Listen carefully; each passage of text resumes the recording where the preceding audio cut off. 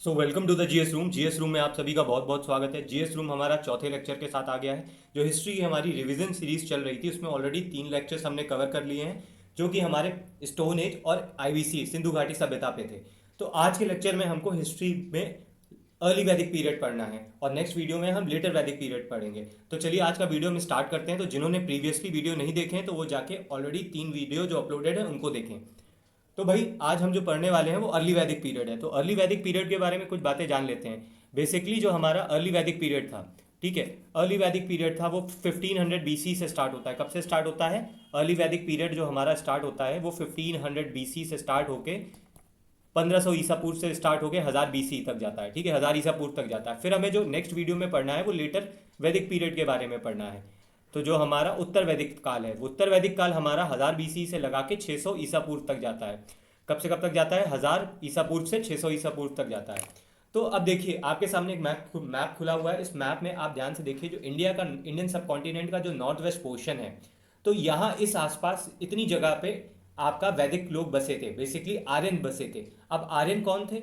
आर्यन बोला जाता है कि आर्यन हमारे सेंट्रल एशिया से आए हुए लोग थे जो कि वैदिक पीरियड के जो कि वैदिक काल के लिए रिस्पॉन्सिबल है। मैंने आपको बताया था लास्ट वीडियो में कि जो हमारा लेटर हरप्पन पीरियड था, ठीक है, वो 1900 से लगा के लगभग 1200 बीसी तक जाता है। तो उसी दौरान क्या होता है कि आपकी जो अर्बन सोसाइटी है वो धीरे धीरे रूरल सोसाइटी में बदलने लगती है। अब आर्यंस के बारे में भी अलग अलग थ्योरी है। कोई कहता है कि आर्यन सेंट्रल एशिया से आए थे, जैसे कि मैक्स मिलर कहते हैं सेंट्रल एशिया से आए थे। पंडित बाल गंगाधर तिलक कहते हैं कि ये साउथ पोल से आए थे। तो अलग अलग इतिहासकार इनको अलग अलग बताते हैं कि अलग अलग जगह से आए थे। कुछ कहते हैं कि भाई आर्यंस यहीं के थे, आर्यंस यहीं के थे। जो हमारा इंडस वैली सभ्यता खत्म हुई उसके बाद ही जो रूरल सोसाइटी का डेवलपमेंट हुआ वही आर्यंस लोग थे। तो लेकिन मोस्ट एक्सेप्टेड जो थ्योरी मानी जाती है बताती है कि आर्यंस हमारे सेंट्रल एशिया के भी लोग थे और कुछ हमारे जो ऑलरेडी यहाँ पे रह रहे थे इंडस वैली पीरियड के बाद से, यही वो आर्यंस थे। तो बेसिकली आर्यंस हमारे स्टार्टिंग जो अर्ली वैदिक पीरियड था तो वो आर्यंस हमारे इंडस रिवर सिस्टम के आसपास रहते हैं। जो इंडस रिवर सिस्टम है उसकी ट्राइब्यूटरीज हैं उसके आसपास रहते हैं। तो हमारी जो ट्राइब्यूटरीज थी इनको अलग अलग नाम दिए गए हैं। जैसे सिंधु को सिंधु ही कहते हैं, उसके बाद झेलम आती है, झेलम को वितिस्ता कहते हैं, उसके बाद आती है चिनाब, चिनाब को हम अक्षणी कहते हैं, फिर आती है हमारी ब्यास, ब्यास को विपाशा कहते हैं और रावी को परुषणी कहते हैं, और फाइनली जो सरस्वती 7वीं नदी आती है सरस्वती को हम सरस्वती ही कहते हैं और सतलज को हम सुतुद्री कहते हैं। क्या कहते हैं? सतलज को सुतुद्री कहते हैं। तो देखो मैप में भाई ये अलग अलग नाम आपके पास बने हुए हैं, जैसे वितिस्ता है, अक्षणी है, परशुणी है, विपाशा है, सुतुद्री है, सरस्वती है। तो ये नाम सारे आप याद रखना क्योंकि एग्जाम में मैच द फॉलोइंग में ये आता है। कई बार पूछा गया है मैच द फॉलोइंग में कि रावी का क्या नाम है वैदिक काल में, रावी को क्या कहा जाता है, सतलज को क्या क्या क्या कहा जाता है, आपकी झेलम को क्या कहा जाता है। तो ये सारे नाम आप याद रखिएगा। बेसिकली जो आर्यंस थे ना वो हमारे 1500 बीसी में आते हैं। जो 15 ये सेंट्रल एशिया से आते हैं। इनके पास घोड़े थे बहुत अच्छे क्वालिटी के और इनके पास जो रथ थे, हॉर्सेज एंड चैरियट्स थे। तो जब ये यहाँ पे आते हैं सेंट्रल एशिया से, तो यहाँ पे ऑलरेडी से कुछ ट्राइब्स रह रही थी, जैसे इनको दासास बोला जाता है या दस्यूस। ये ऑलरेडी ट्राइब्स यहाँ पे रह रही थी। तो इनका क्या होता है? युद्ध होता है। इनका युद्ध होता है आर्यंस का इन यहाँ की लोकल ट्राइब से जो नॉर्थ वेस्ट पोर्शन में ऑलरेडी सिंधु नदी के आसपास रह रही थी। और जो वॉर होता है, वॉर में क्या होता है, फाइनली हमारे जो आर्यंस होते हैं जो बाहर से आते हैं वो इनको दासास और दस्यूस को हरा देते हैं और हराने के बाद इनको गुलाम की तरह, स्लेव्स की तरह रखते हैं। ठीक है, तो इतनी कहानी आपको समझ में आ गई होगी, इतनी स्टोरीज थी आर्यन के बारे में। कुछ और इंपॉर्टेंट पॉइंट हम देखते हैं आर्यंस के बारे में। जैसे आर्य शब्द का मतलब क्या होता है? बेसिकली आर्य शब्द का मतलब होता है श्रेष्ठ। ठीक है, आर्य शब्द का मतलब होता है श्रेष्ठ। ठीक है, और आर्य शब्द ऋग्वेद में 36 टाइम्स मेंशनड है। ये बहुत इंपॉर्टेंट है, ये पूछा जा सकता है एग्जाम में। आर्य शब्द ऋग्वेद में कितने टाइम्स मेंशनड है? ये 36 बार आया हुआ है ऋग्वेदाद में। तो बेसिकली जो अर्ली वैदिक पीरियड है वो हमारा ऋग्वेद ही काल था क्योंकि इस दौरान केवल ऋग्वेद की ही रचना की गई थी। बाकी चारों जो वेद थे वो हम उसको लेटर वैदिक पीरियड में पढ़ते हैं। तो हम बेसिकली वैदिक सोसाइटी के बारे में थोड़ा सा कुछ जान लेते हैं कि वैदिक सोसाइटी हमारी थी कैसी, वैदिक लोग थे कैसे, आर्यंस थे कैसे। तो जो अर्ली वैदिक पीरियड था बेसिकली जो हमारी आर्यन सोसाइटी थी ये ट्राइबल लोग थे। कैसे थे? जो कबीले के लोग होते हैं ना, ट्राइबल लोग थे, आदिवासी लोग थे। तो जब ये आदिवासी थे तो बेसिकली यहाँ पे जो यहाँ कैसे होंगे, फिर ये मिलिट्री ग्रुप थे। ठीक है, ये मिलिट्री ग्रुप था, आदिवासी होने के साथ साथ ये मिलिट्री ग्रुप था। और जो उसका हेड होता था वो कमांडर जो होता था, जो उस मिलिट्री ग्रुप का कमांडर होता था, जो चीफ होता था, वो हेड करता था उस ट्राइब्स को। ये बेसिकली अलग अलग मतलब विलेजेस में कई सारी ट्राइब्स, एक विलेज में कई सारी अलग अलग ट्राइब्स फैली हुई थी और हर ट्राइब का एक लीडर होता था। ठीक है, तो इस तरीके से कुछ ट्राइबल सोसाइटी थी। और अगर हम देखेंगे ये मतलब थोड़ा सा ये रिलीजियस जो इनका पर्सपेक्टिव था वो कैसा था, क्योंकि ये ट्राइबल्स लोग थे तो ये मंदिर वगैरह नहीं बनाया था इन्होंने, ये नेचुरल फोर्सेस की पूजा करते थे, जो नेचर होता था उसकी पूजा करते थे, जैसे नेचर की फोर्सेस हो गई, आपकी विंड हो गई, एयर हो गई, वाटर हो गई, इन सब चीज़ों की पूजा करते थे। तो जो अभी आज आप ट्राइबल एरियाज देखते हैं, ट्राइबल लोगों के बारे में जानते हैं, लगभग ये वैसे ही थे। ठीक है, बस ये ध्यान रखना स्टार्टिंग के जो आर्यंस थे ये कैसे थे, ट्राइबल सोसाइटी थी। तो आइए भाई हम अपना स्टार्ट करते हैं आज का लेक्चर, अपनी एमसीक्यू सीरीज आज की स्टार्ट करते हैं। तो हमारी जो एमसीक्यू सीरीज है उससे पहले एक फिगर मैंने बनाया हुआ है, यहाँ पे प्रिंटेड है, तो वो आप देख सकते हैं कि इमेज लगी हुई है जिसमें आपको अर्ली वैदिक पीरियड और लेटर वैदिक पीरियड की जो पॉटरी है उसको कंपैरिजन किया गया है। क्यों ये लोग पॉटरी, मैंने आपको बताया था न्यूलिथिक पीरियड से स्टार्ट हो जाती है, तो पॉटरी आपके वैदिक पीरियड के लोग भी यूज़ करते हैं। तो अर्ली वैदिक पीरियड के लोग जो पॉटरी यूज़ करते हैं, जो मिट्टी के बर्तन यूज़ करते हैं, वो ओकरे कलर्ड होती है। कैसी होती है? ओकरे कलर्ड पॉटरी होती है, बेसिकली गेरू रंग की पॉटरी होती है ये। तो भाई आज का चलिए एमसीक्यू स्टार्ट करते हैं और कई सारे पॉइंट्स भी हम इस आर्यंस के बारे में पढ़ते चलेंगे। ठीक है, तो सबसे पहला क्वेश्चन है, ऋग्वेद में किसको नदीत्मा कहा गया है? Which river is referred to as Naditama in the Rigveda? तो ऋग्वेद में किसे नदीत्मा कहा गया है? सरस्वती नदी को कहा गया, गंगा नदी को कहा गया, यमुना को कहा गया, सिंधु को कहा गया। तो भाई ऋग्वेद का जो टाइम था, जो अर्ली ऋग्वेदिक पीरियड था हमारा, जो पूर्व वैदिक काल था, उसमें सबसे जो मुख्य नदी थी वो सिंधु नदी थी। ध्यान रखना सिंधु नदी, क्योंकि इसी के आसपास ये पूरी ट्राइबल कम्युनिटी डेवलप होती है।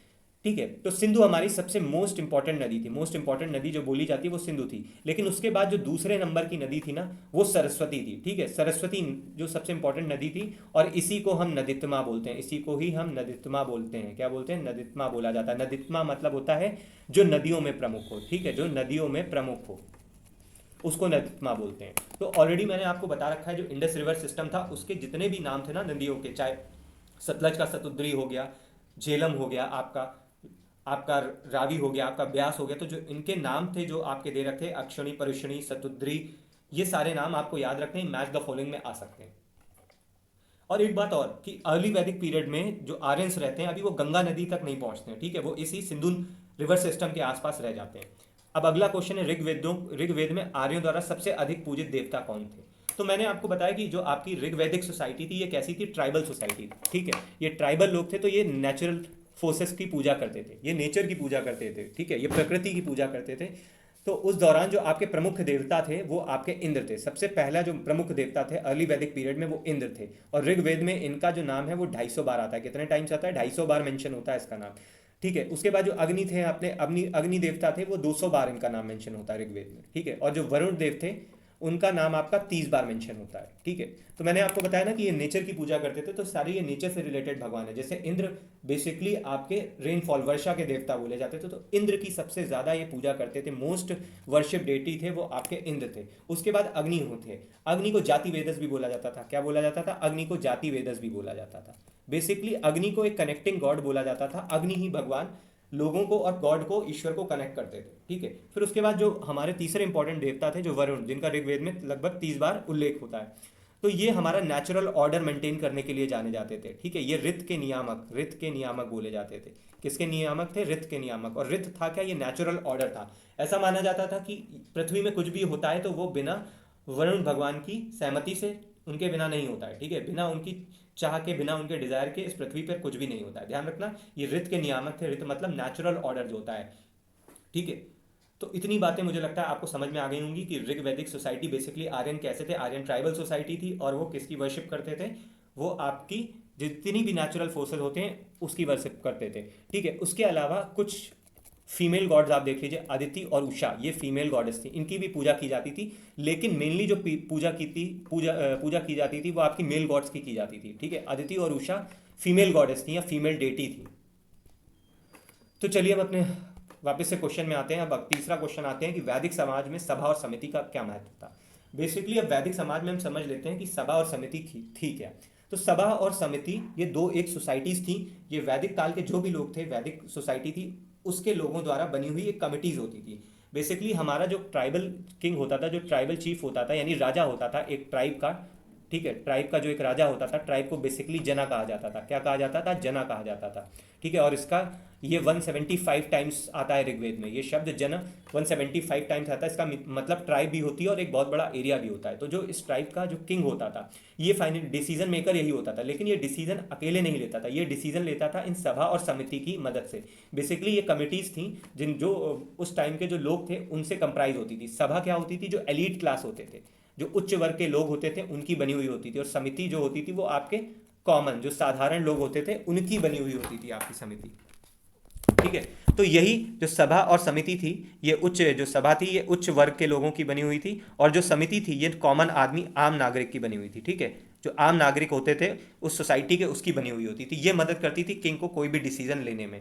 तो बेसिकली जो सभा और समिति का काम था वो न्याय और शासन, ठीक है, न्याय और शासन ये काम था, जस्टिस एंड गवर्नेंस का काम था। ये किंग को जस्टिस और गवर्नेंस करने में मदद करती थी ये कमिटीज। इसके अलावा एक कमेटी और थी जिसे कहते हैं विदत। ठीक है, विदत कमेटी थी, ये बेसिकली बूढ़े लोग की थी, ओल्ड पीपल की ये कमेटी थी। ये ध्यान रखिएगा, बहुत बहुत इंपॉर्टेंट है, क्योंकि सभा समिति और विदत के बारे में एग्जाम में ऑलरेडी पूछा जा चुका है और कई बार पूछा भी जाता है, आगे भी पूछा जाएगा। ठीक है, तो अब जो सभा का नाम आता है, एक चीज़ और है, सभा का नाम ऋग्वेद में 8 बार आता है, समिति का नाम ऋग्वेद में 9 बार आता है, और विदत का 122 बार आता है। कितना आता है? 122 टाइम्स। ठीक है, सभा का 8 बार, समिति का 9 बार और विदत का 122 टाइम्स आता है। ठीक है, तो ये बेसिकली सभा समिति के बारे में हो गया, वो ऋग्वेद में कितने बार मेंशन है ये भी हो गया। अब हम अपने अगले पॉइंट पे आते हैं। जो अगला क्वेश्चन हमारा, वैदिक काल में राजसूय यज्ञ का उद्देश्य क्या था? What was the purpose of राजसूय यज्ञ ड्यूरिंग द वैदिक पीरियड? तो राजसूय यज्ञ क्या था? बेसिकली वैदिक काल के लोग कई सारे हवन करते थे। ठीक है, वैदिक काल के लोग क्योंकि ट्राइबल पीपल थे तो ये एक दूसरे की ट्राइब से लड़ते रहते थे और लड़ते रहते थे, तो ये जीतना चाहते थे। जब जीतना चाहते थे ऐसे में भगवान का सहारा लेते थे, ऐसे में कई सेक्रीफाइसेस, कई प्रक्रियाएं करते थे, भगवान की पूजा करते थे। तो उनमें से एक सेक्रीफाइस होता था, उनमें से एक वैदिक काल में जो यज्ञ होता था वो राजसूय यज्ञ था। तो बेसिकली राजसूय यज्ञ किस लिए किया जाता था? ये किया जाता था राजा की सत्ता को सुदृढ़ करने के लिए, स्ट्रेंथनिंग द किंग्स अथॉरिटी। ठीक है, मतलब इस यज्ञ के मतलब इस यज्ञ से राजा अपनी जो शक्ति थी उसका प्रदर्शन करता था, स्ट्रेंथनिंग द किंग्स अथॉरिटी, ये था इस यज्ञ का पर्पस। इसके अलावा कई, हम जब लेटर वैदिक पीरियड पढ़ेंगे तो उसमें आपको और कई हवन बताएंगे, जैसे अग्नि अष्टोम यज्ञ होता है, वाजपेयी यज्ञ होता है, ठीक है, आपका अश्वमेघ यज्ञ होता है। ये सारे यज्ञ राजा द्वारा किए जाते थे, और कुछ 5 और यज्ञ होते थे जो वहाँ के लोगों द्वारा किए जाते थे, जैसे ब्रह्म यज्ञ, पितृ यज्ञ, इस तरीके से कई यज्ञ कॉमन पीपल भी करते थे। तो ये मैं आपको लेटर वैदिक पीरियड में बताऊंगा। ठीक है, तो जब हमारा अगला क्वेश्चन है, वैदिक काल में दास शब्द का प्रयोग किस लिए किया जाता था? द टर्म दासा इन the Vedic period was used for हूँ। तो ये ऑलरेडी मैं आपको स्टार्टिंग में बता चुका हूँ कि बेसिकली दास कौन थे, दास और दस्यूस। ठीक है, ये नॉर्थ वेस्ट में रहने वाली, इंडस रिवर के पास नॉर्थ वेस्ट में रहने वाली वो कमिटीज़ थी, वो ट्राइब्स थी जिनको आर्यंस ने हराया था। ठीक है, तो ये इनको क्या बोला जाता? पराजित जातियां बोला जाता था। इनको दासाज और दस्यु को पराजित जातियां बोला जाता था, कॉन्क्वर्ड ट्राइब्स बोला जाता था। इनको आर्यंस हरा के अपना स्लेव्स बना लेते हैं।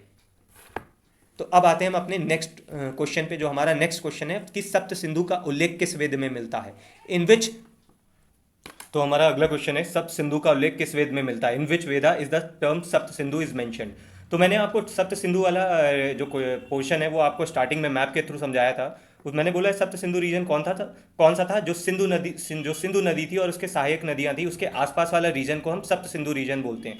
और जो ये आपका ऋग्वेद में मेंशन है, ठीक है, कहाँ पे मेंशन है? ये ऋग्वेद में मेंशन है, क्योंकि जो आपका पूर्व वैदिक काल होता है, अर्ली वैदिक पीरियड होता है, वो बेसिकली ऋग्वेद, उस दौरान ऋग्वेद ही की रचना होती है। बाकी ये जो 3 वेद हैं ये आपके लेटर वैदिक पीरियड में, उत्तर वैदिक काल में आते हैं।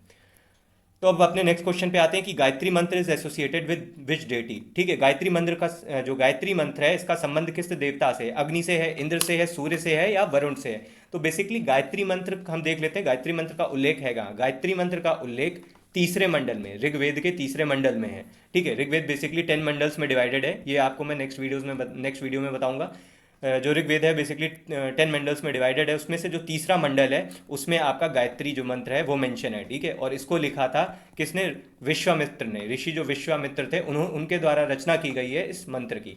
तो ये बेसिकली सूर्य को डेडिकेटेड है। किसको डेडिकेटेड है? किस डेटी को डेडिकेटेड है? ये डेडिकेटेड है आपका सूर्य को। तो अब हम अपना अगला क्वेश्चन देखते हैं। वैदिक काल में ग्रहपति शब्द का अर्थ क्या था? What did the term grihapati signify in Vedic society? ग्रहपति, basically ग्रहपति आपको वर्ड से देख के ही समझ में आ रहा होगा। ग्रह मतलब क्या होता है? घर होता है। तो ग्रहपति जो था वो आपका परिवार का मुखिया, हेड ऑफ द फैमिली बोला जाता था। ठीक है, एक चीज़ और है, जब फैमिली की बात हो रही है तो बता दें ये ट्राइबल सोसाइटी थी, ये तो आप सब जानते होंगे। ट्राइबल सोसाइटी होने के साथ साथ ये पेट्रियार्कल सोसाइटी थी। कैसी थी? पेट्रियार्कल सोसाइटी, पितृ सत्तात्मक सोसाइटी थी। मतलब इसमें जो हेड होता था फैमिली का वो मेल होता था, ज़्यादातर फादर होते थे। अब अगला क्वेश्चन आते हैं कि पुरुष सूक्त के अनुसार चार वर्णों की उत्पत्ति कहाँ से हुई।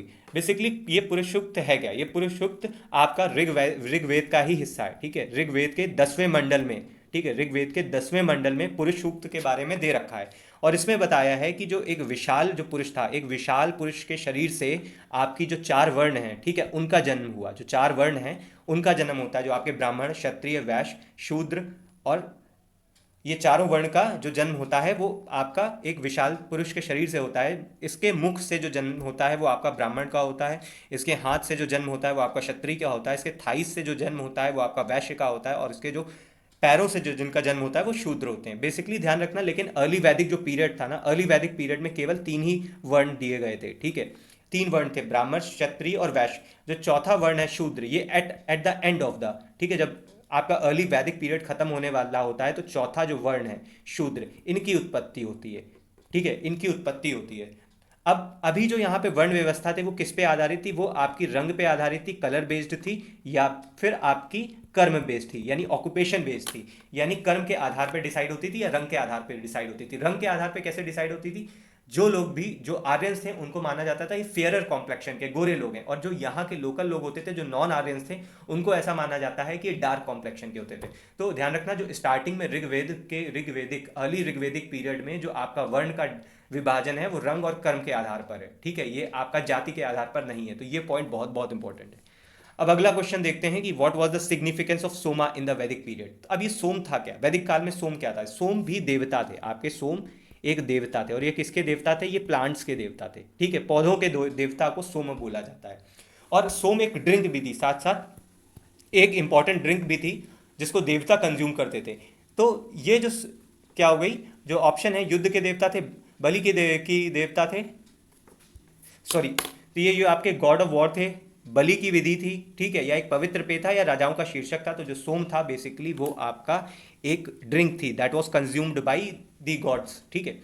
तो अब ये आपकी इसका वर्णन कहाँ होता है? इसका ऋग्वेद के 9वें मंडल में, ठीक है, ऋग्वेद के 9वें मंडल में सोम का उल्लेख किया गया है। बेसिकली ये हिमालय की मूजवंत पहाड़ी से मिलती थी, ठीक है। ये एक प्रकार का पौधा होता था जो आपकी हिमालय की मूजवंत की पहाड़ी से मिलता था, और उससे हम इसकी एक ड्रिंक तैयार करते थे जिसका नाम होता था Soma, that was consumed by the gods, ठीक है।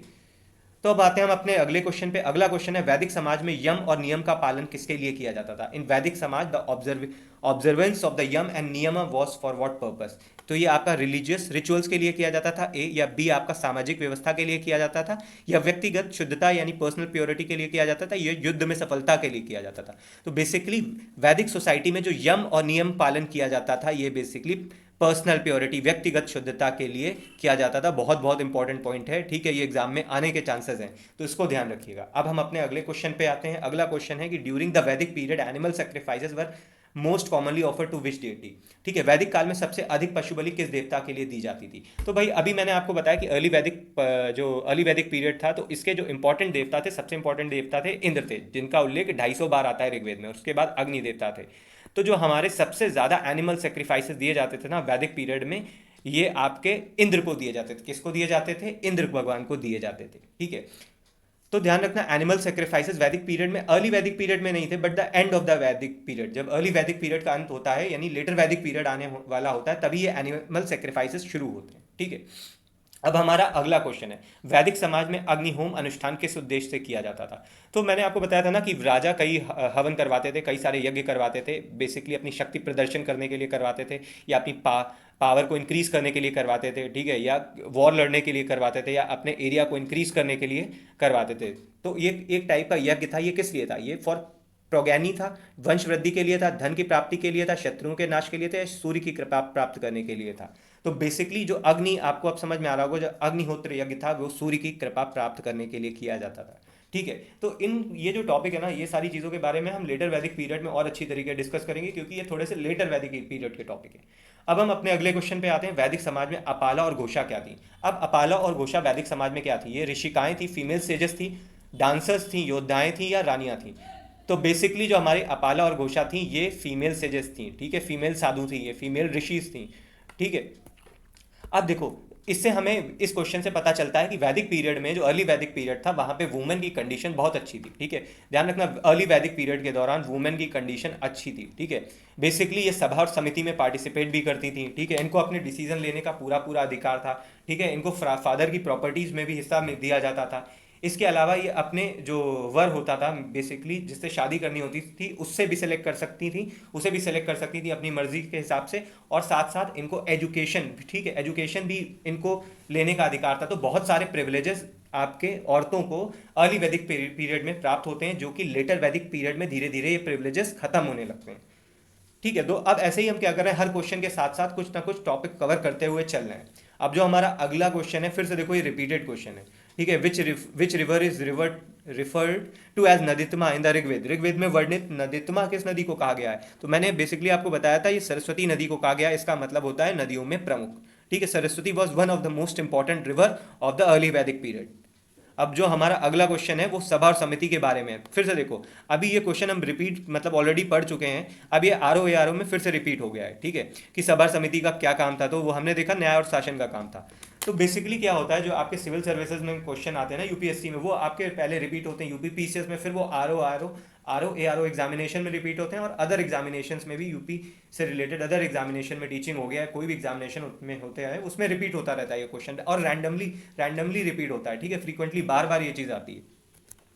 अब जो हमारा अगला क्वेश्चन है, what did the term grihapati signify in the Vedic society. तो ऑलरेडी हम इसके बारे में पढ़ चुके हैं, गृहपति मतलब परिवार का मुखिया होता है। तो फिर से ये चीज़ वही बताता है कि देखो फिर से ये क्वेश्चन रिपीट हो गया। तो आप जो 10 ईयर्स के क्वेश्चन है ना, वो बहुत अच्छी तरीके से तैयार करके जाइएगा, क्योंकि क्वेश्चन पेपर में मतलब अच्छा खासा 20 से 30% क्वेश्चन रिपीट होने के चांसेस रहते हैं, बल्कि इससे कभी कभी ज़्यादा भी हो जाता है। तो अब जो हमारा अगला क्वेश्चन है, what was the main purpose of अश्वमेध यज्ञ। अभी मैंने आपको बताया था किंग्स कई सारे यज्ञ करते थे अपने शक्ति प्रदर्शन के लिए, या किसी टेरिटरी को ऑक्युपाई करना है उसके लिए। तो उसमें से एक यज्ञ था अश्वमेध यज्ञ। तो इसके बारे में ज़्यादातर लोगों ने सुना होगा और देखा भी होगा, जैसे रामायण में राम जी जो अश्वमेध यज्ञ करते हैं, तो उसमें घोड़ा छोड़ा जाता है जिसको लव और कुश पकड़ लेते हैं। बेसिकली ये घोड़ा छोड़ा जाता था कि जिस जिस टेरिटरी में ये जाता था, वो टेरिटरी उस किंग की होती जाती थी।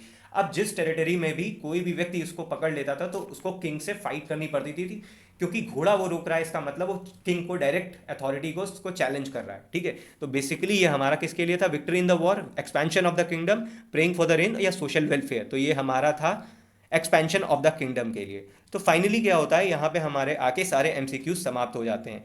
लेकिन अभी क्या है, हम कुछ और पॉइंट्स देख लेते हैं उनको। जैसे मैंने आपको बताया था ना, जो आर्यंस थे बेसिकली ये कौन थे? Aryan was a tribal society.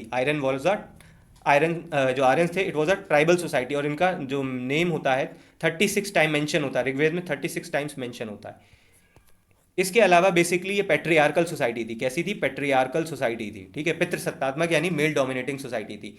और बेसिकली ये स्मॉल विलेजेस में डिवाइडेड होती थी। यहाँ पे जो ट्राइबल लोग होते थे वो स्मॉल विलेजेस में रहते थे। स्मॉल विलेज के बाद ये विश में डिवाइडेड होती थी, मतलब कई सारे स्मॉल विलेजेस मिलके आपका विश बनाते थे, और कई सारे विश मिलके आपका जन बनाते थे, ठीक है। और जो जन का हेड होता था वो जनापति होता था। बेसिकली जनापति आपका ट्राइबल चीफ होता था या मिलिट्री कमांडर होता था। जन वॉज अ बिगर एरिया, ठीक है, it was a bigger area that consisted of wish and wish was consisted of small villages. तो ये सारी चीज़ें इंपॉर्टेंट थी। जैसे धर्म के बारे में आपने देखा ना कि रिलीजियस क्या था, टेम्पल्स थे नहीं, ठीक है, टेम्पल्स वगैरह थे नहीं। जो टेम्पल्स थे वो आपके अर्ली वैदिक पीरियड में नहीं थे। बेसिकली ये नेचुरल फोर्सेस की, ये नेचर वर्शिपिंग ज़्यादा होती थी, और इसमें से भी ये लोग मोक्ष प्राप्त करने के लिए नहीं पूजा करते थे। ये बेसिकली पूजा करते थे for the desire of male child के लिए पूजा करते थे, या वेल्थ के लिए पूजा करते थे। और वेल्थ क्या थी उस समय? वेल्थ थी बेसिकली कैटल, जो पशु थे वो उसके लिए पूजा करते थे। प्लस मेल चाइल्ड के लिए ऐसा क्यों करते थे? क्योंकि एक ट्राइबल कम्युनिटी थी, ये कंटिन्यूस वॉर में रहती थी, तो मेल चाइल्ड रिक्वायर्ड होते थे कि जो युद्ध कर पाए। अब एक चीज़ और है कि जो इनका बेसिक जो ऑक्यूपेशन था वो क्या था? वो पशुपालन था, कृषि नहीं थी। ये बहुत इंपॉर्टेंट है, ठीक है, कृषि नहीं थी, वो आपका पेस्टोरल कम्युनिटी थी। ये पशुपालन इनका मेन ऑक्यूपेशन था। कृषि सेकेंडरी ऑक्यूपेशन होता है, प्राइमरी ऑक्यूपेशन आपका पशुपालन करना होता है। और यहाँ पे इस टाइम पे खेती ज़्यादा होती नहीं थी, तो एक टर्म मेंशन होता है यव एक खाद्य पदार्थ होता है। ये क्या होता है? बेसिकली बार्ले यानी जौ को यव कहा जाता है, ठीक है। इसका मेंशन ऋग्वैदिक टाइम में होता है आपका। तो ये सब कुछ, इसके अलावा इन एमसीक्यूज के अलावा कुछ इंपॉर्टेंट पॉइंट्स थे जो बहुत मतलब जो आपको जानना जानना आपके लिए बहुत इंपॉर्टेंट था, क्योंकि ये सारे पॉइंट्स आपके एग्जाम में आ सकते हैं। कई बार ऐसे मतलब 3-4 स्टेटमेंट में फ्रेम कर सकता है कि ये कैसी कम्युनिटी थी, एग्रीकल्चर थी, पेस्टोरल थी, ठीक है, यहाँ के लोग टेम्पल्स में पूजा करते थे कि नहीं पूजा करते थे। करेक्ट ऑप्शन वाले में या करेक्ट स्टेटमेंट वाले में ऐसे क्वेश्चन पूछे जाते हैं। तो अब हम अपना जो नेक्स्ट वीडियो लेके आएंगे उसमें हम लेटर वैदिक पीरियड की शुरुआत करेंगे और उसमें और कई सारे क्वेश्चंस हम देखेंगे और कई सारी चीज़ें समझेंगे। तो भाई इस वीडियो को ज़्यादा से ज़्यादा लाइक करो, शेयर करो, सब्सक्राइब करो। मिलते हैं हम अपने नेक्स्ट वीडियो में।